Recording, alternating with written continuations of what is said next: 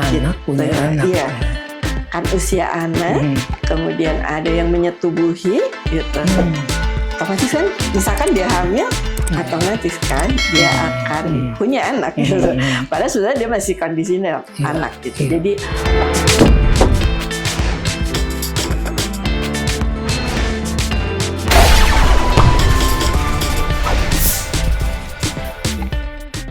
pernah ada satu kasus datang pada kami, seorang ibu dan seorang anak perempuan. Ibu ini bilang, Bu, anak saya hamil 4 bulan. Kemudian saya mau menggugurkan anak saya ini, karena kan masih anak-anak ya, SMP katanya, dia bilang gitu. Lalu dari puskesmas disuruh datang ke sini. Kalau dari sini ada rekomendasi untuk digugurkan, puskesmas akan bersedia melakukan hal tersebut. Gitu.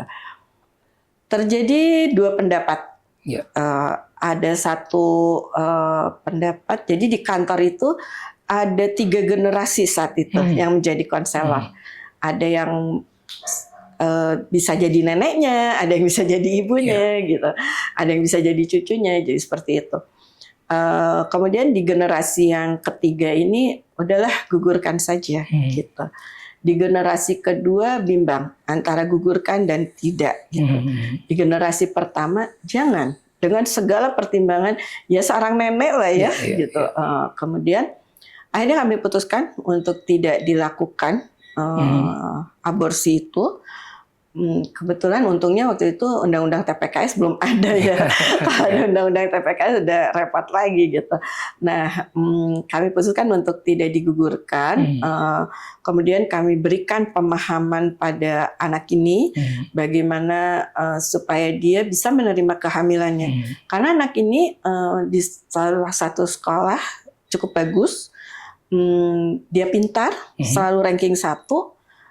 Tiba-tiba dia hamil gitu kan, dan dia juga tidak tahu siapa pelakunya, dan ibunya tahu siapa pelakunya. Iya, karena dia merasa, jadi dia sedang jalan pulang sekolah, tiba-tiba ada yang membekap dari belakang dengan sapu tangan, kemudian dia pingsan. Setelah pingsan dia melihat, kenapa ya baju saya kancingnya terbuka gitu. Itu ada di jalan.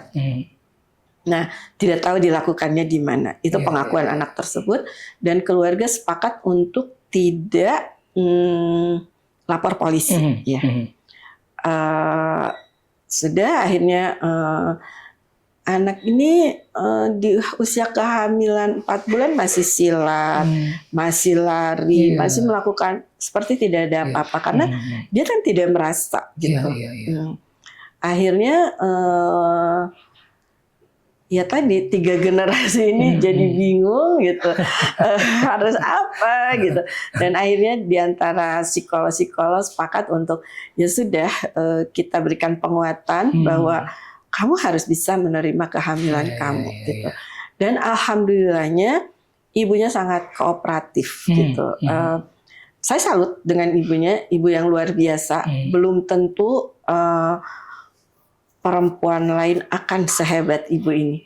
Ibu ini tidak bersekolah, tidak lulus SD, tapi bagaimana dia memperjuangkan hak-hak anaknya itu yang membuat kami juga akhirnya jadi bersemangat untuk mengurusin anak ini. Anak ini pindah sekolah karena tidak ingin menjadi rame, pindah sekolah. Akhirnya setelah pindah sekolah, di sekolah baru tidak disampaikan bahwa dia sedang hamil, tapi disampaikan bahwa dia sakit dan dalam pengobatan, sehingga tidak mungkin untuk datang ke sekolah. Sekolah baik, memberikan modul-modul, memberikan ujian semuanya. Ibu datang ke sekolah seminggu sekali. Dalam kondisi seperti itu, anak ini tetap ranking 1. Luar biasa. Kemudian dia ingin masuk. Akhirnya dia melahirkan. Setelah dia melahirkan, ujian SMP saat itu, dan berarti dia hanya sekolah kurang lebih 3 bulan. Tapi dia ketika masuk SMA, dia masuk ke SMA, ke SMK kimia Ya. yang dia inginkan, tapi karena jauh dari rumah, ibu khawatir, akhirnya dia masuk ke sekolah swasta yang dekat dengan rumahnya. Oke. Nah itu betul-betul menguras rasa. Gitu. Iya. Nah dari apa kejadian-kejadian yang tadi Ibu ungkapkan, saya jadi pengen tahu bagaimana nih sistematikanya pekerjaan Ibu ini. Apakah ada tim penyidik dulu atau kayak gimana? Kemudian baru dirembukan kasusnya seperti apa atau kayak gimana? Atau hanya menerima laporan-laporan saja? Iya. Jadi saat ini kami di UPT itu punya 12 konselor. Ada konselor umum terdiri dari S1 Hukum, S1 Psikologi, ada Peksos, ada agama. Karena kami merasa bahwa pendampingan agama itu penting gitu ya. Kemudian kami punya 3 psikolog, 2 psikolog anak dan 1 dewasa, 3-tiganya klinis. Kemudian kami juga punya 3 advokat dan di antara advokat itu ada 2 mediator bersertifikat gitu. Kemudian ketika korban, kami tidak menyebut korban, tapi menyebutnya klien. Ketika klien itu datang, di asesmen awal oleh konselor umum. Ya, nanti mereka kan akan bercerita gitu pada konselor-konselor ini. Setelah itu kami lakukan bedah kasus. Pendampingan lanjutan seperti apa yang harus diberikan gitu. Apakah hanya psikolog saja, ataukah hukum saja, atau dua-duanya, atau kami perlu melakukan pendampingan juga untuk pengobatannya ke rumah sakit misalnya, atau kami harus melakukan pendampingan untuk anak, pendampingan ke sekolahnya, atau kami lakukan juga pendampingan ke polisinya seperti itu. Gitu. Itu semua dilakukan pada saat bedah kasus. Jadi ada kaitannya juga ya, mungkin tadi dengan yang Ibu sebutkan dengan kepolisian itu seperti apa. Jadi kalau untuk penyidikan mungkin dilakukan oleh polisi kayak gitu. Jadi untuk masuk ke pemberdayaan perempuan dan perlindungan anak ini oleh konselor-konselor itu, kayak gitu. Nah, Ibu sendiri di bidang yang khususnya konselor apa nih? Saya sebetulnya kepala UPT-nya. Jadi bagaimana UPT itu berjalan, bagaimana ketika harus bedah kasus, bagaimana melakukan. Jadi saya mah sagalan gitu. Yang ngatur dari awal sampai akhirnya ya. Tidak gitu. spesifik karena latar belakang pendidikan saya pun bukan di situ. Kalau begitu gitu, Bu, sekali lagi nih, ada nggak kasus yang benar-benar membuat Ibu, waduh, jadi gimana lah ya menangani kasus ini teh? Ada stresnya, ada bingungnya, ada apanya, kemudian sampai Ibu benar-benar merasa setelah beres kasus ini plong banget lah gitu loh. Kasus yang barusan, karena tadi semua saya bilang kan semua kasus juga punya cerita uniknya sendiri-sendiri. Kasus yang tadi kan tiba-tiba datang, Bu, pun anak, orang Sunda gitu sih, Ibu tidak bisa tidak bersekolah sehingga bahasa Indonesianya juga tidak bagus gitu. Bu, iya. Bu pun anak bobot, abis ke puskesmas, sahur puskesmas, pami badai digugurkan, kena air serat ti ibu, kan kaget gitu, tiba-tiba datang minta digugurkan, kayak Bu kenapa gitu, terus kemudian ibunya bercerita, lalu kami sampaikan, ayo atuh Bu orang lapor ke polisi gitu kan, kalau saya kan gemes aja gitu ya, harus ada yang dilaporkan nih gitu, harus ada yang jadi aku sih ujung-ujung bobot gitu kan, biasa gitu, tidak mungkin juga dia tidak tahu gitu. Nah, Bu, ayo orang lapor ke polisi supados terang, kumaha saha gitu. Itu Bu, pokoknya maupun anak kada digugurkan kandungannya gitu. Kami semua kan kaget gitu mendengar cerita itu. Kemudian setelah anak itu bercerita, itu juga membuat kami merinding gitu ya. Jadi anak ini anak yang soleh, dia tidak pernah bermain, hanya sekolah, ekskul, pulang ngaji, belajar ngasuh adik gitu. Hanya seperti Itu itu. benar-benar kecelakaan Iya. yang tidak terduga Nah, ya. itu satu hari di sekolah, ulang tahun sekolah, ada kegiatan, anak ini diantar jemput ayahnya. Dijemput ayahnya, lalu si anak bilang, nanti aja pulang sama teman-teman, katanya gitu. Kemudian akhirnya dia tetap bermain. Jam 2 dia ngajak pulang teman-temannya karena jam pada asar dia harus mengaji gitu. Jadi dia ingin mungkin bermain dulu dengan adik-adiknya sebelum itu. Tapi teman-temannya nggak ada yang mau pulang. Nah, akhirnya dia pulanglah sendiri. Uang jajan hari itu diberi lebih karena ada pesta di sekolah, tapi ternyata uang habis dan dia lupa untuk menyisihkan ongkos. Dia jalanlah dia pulang sendiri gitu. Di satu gang yang sempit, jadi supados enggal katanya. Abdi motong jalan gitu. Masuklah dia ke satu gang. Di gang itu tiba-tiba tadi ada yang membekap seperti itu, dia tidak sadar. Begitu sadar dia kaget.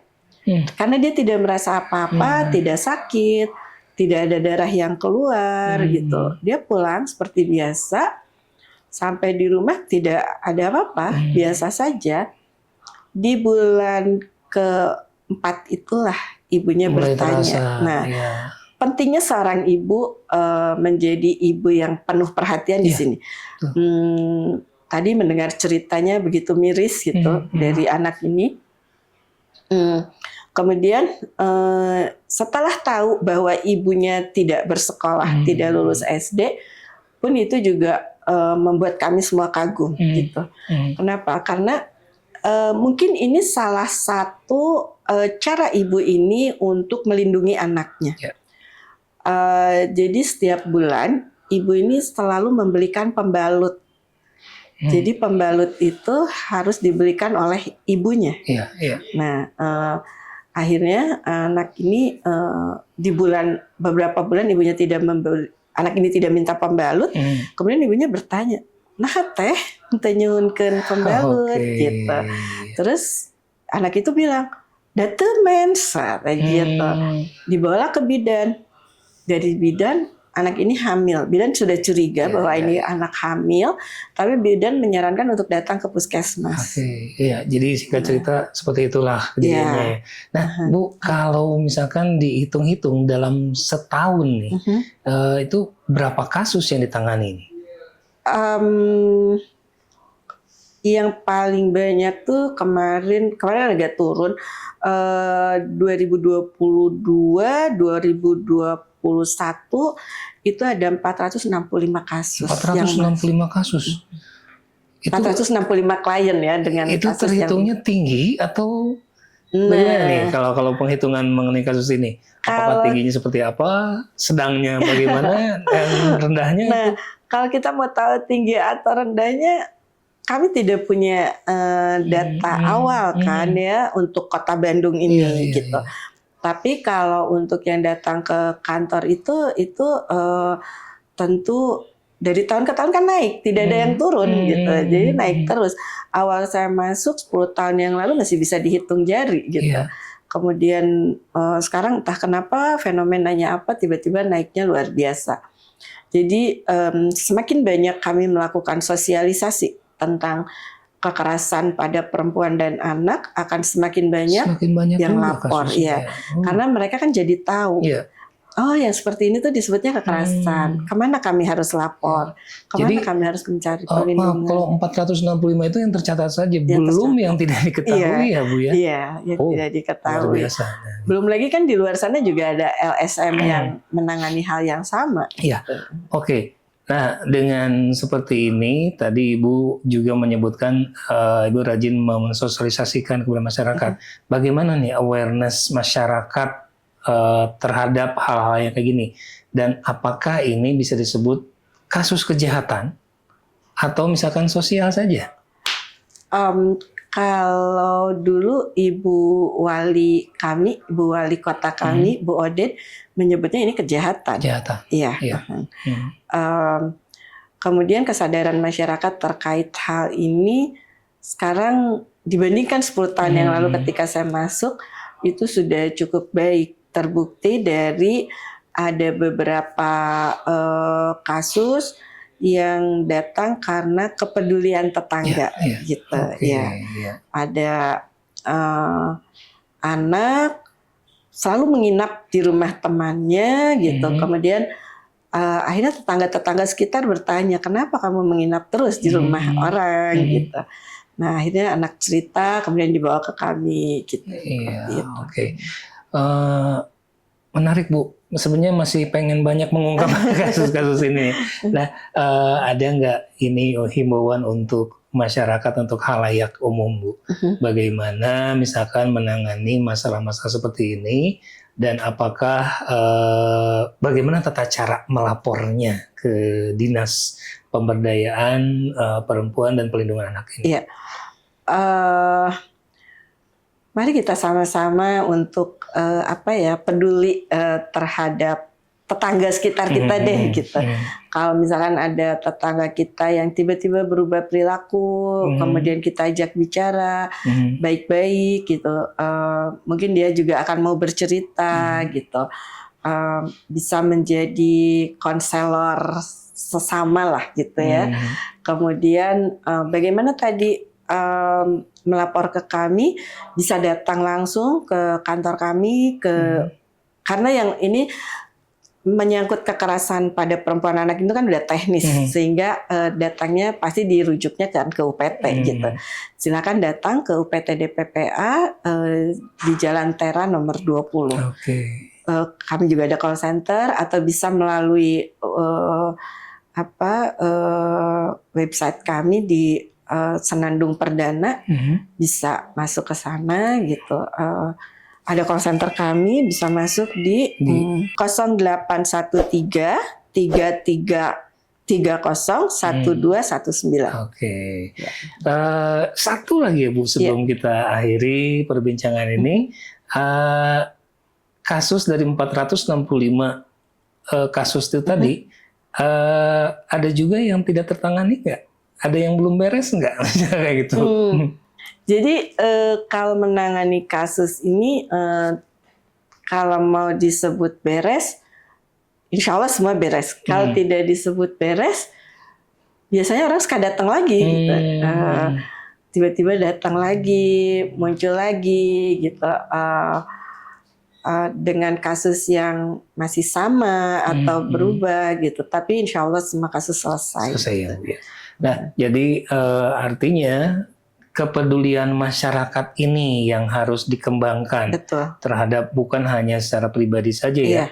Jadi bagaimana kita peduli terhadap tetangga kita, misalkan bagaimana peduli terhadap seseorang yang ya teramati asalnya ceria kok jadi muyung, gitu. Nah, seperti itu mungkin ya Bu ya. Ada lagi nggak hal-hal yang bisa Ibu sampaikan untuk mengedukasi ke masyarakat seperti ini? Iya, yang pertama sih tadi kepedulian itu. Dengan kepedulian itu kita bisa menghentikan kekerasan yang terjadi di sekitar kita. Tidak usah jauh-jauh lah, yang terdekat aja dulu, keluarga inti aja dulu gitu. Bagaimana kita peduli pada anak, bagaimana anak juga peduli pada kita sebagai orang tua gitu. Itu dulu deh. Kalau di situnya sudah rapih, insya Allah yang lebih luasnya juga akan lebih baik lagi. Gitu. Jadi kedekatan dengan masyarakat inilah ya, yang harus kita selalu kembangkan, silaturahmi. Betul. Ibu hatur nuhun pisan atas bincang-bincangnya di kesempatan ini. Mudah-mudahan apa yang sudah diungkapkan ini menjadi inspirasi dan edukasi ke masyarakat di luar sana. Nah, demikian saya Arif Wijaya membawakan Tolombong Podcast kali ini. Jangan lupa subscribe ya, kemudian komen, kemudian nyalakan loncengnya, dan insya Allah kita kedepannya akan terus mengungkap hal-hal yang menarik untuk kita ungkap, untuk kita bicarakan di sini. Sampai jumpa di kesempatan yang lain. Salam. Oke, mangga Ibu di pilih.